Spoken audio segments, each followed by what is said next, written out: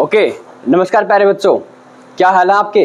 I hope आप सब अच्छे होंगे। आज जो है एक मात्र 5 मिनट की वीडियो में क्या द्रवों का वर्गीकरण, क्लासिफिकेशन ऑफ मैटर्स, किस तरीके से जो है हमने कोई भी मैटर है उनको बांट रखा है। ये हमारा केमिस्ट्री का चैप्टर है भाई, और यहीं से हमारी केमिस्ट्री शुरुआत होती है। तो ध्यान से देखना, सबसे पहले जो द्रव्य का वर्गीकरण है ये हमारा बटा हुआ दो पार्ट में कौन कौन से सर। सबसे पहले हमारा आता है भौतिक, और दूसरा हमारा क्या आता है रासायनिक।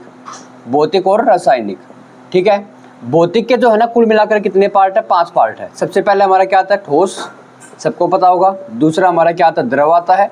तीसरा हमारा क्या आता है गैस आता है। और चौथा हमारा क्या आता है प्लाज्मा, ठीक है। और पांचवा हमारा आता है भाई कौन सा, BEC, जिसको बोलते हैं Bose Einstein condensate. Bose Einstein condensate. अब वहीं पर जो है ये जो रासायनिक है, रासायनिक वाला जो है ना 2 पार्ट में बढ़ जाता है। एक तो हमारे क्या होते हैं शुद्ध पदार्थ होते हैं, शुद्ध पदार्थ होते हैं। और दूसरा हमारे क्या आता है मिश्रण, क्या आता है मिश्रण। अब शुद्ध जो पदार्थ होते हैं 2 पार्ट में बढ़ जाते हैं। क्या होता है, एक तो बन जाता है तत्व, और दूसरा बन जाता है क्या यौगिक। क्या बन जाता है, तत्व और यौगिक, ठीक है।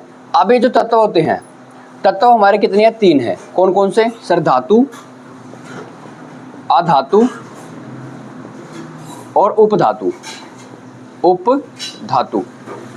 यौगिक की बात करूं मैं तो यौगिक जो हमारे होते हैं भाई, यौगिक हमारे होते हैं 2, कार्बनिक, कार्बनिक और अकार्बनिक, कार्बनिक और अकार्बनिक। वहीं पर अगर मैं बात करूं मिश्रण, मिश्रण जो है सर हमारे 2 प्रकार के होते हैं। एक तो होता है सर समांगी मिश्रण, समांगी, और दूसरा क्या होता है सर विषमांगी मिश्रण होता है। समांगी जो समान है, विषमांगी जो समान नहीं है। तो कुल मिलाकर के जो द्रव्यों का वर्गीकरण है भाई इस तरीके से बटा हुआ है, ठीक है। एक बार दोबारा से रिपीट करवा देता हूँ। द्रव्यों का वर्गीकरण जो है ये 2 पार्ट में बटा हुआ है, भौतिक और रासायनिक।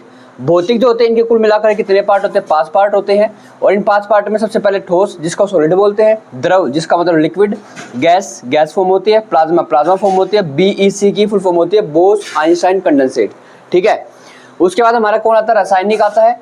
रासायनिक क्लासिफिकेशन ऑफ मैटर, ये कितने प्रकार का होता है सर, 2 प्रकार का होता है। एक तो क्या होता है सर शुद्ध, जिसको बोलते हैं प्योर, और दूसरा हमारा क्या आता है मिक्सचर आता है। शुद्ध जो पदार्थ होते हैं भैया ये हमारे बढ़ जाते हैं 2 पार्ट में। पहला तो क्या तत्व, दूसरा क्या आता है यौगिक। अब तत्व भी 3 प्रकार में बढ़ जाते हैं। तत्व हमारे कौन सा, धातु, अधातु और उपधातु। धातु, अधातु और उपधातु।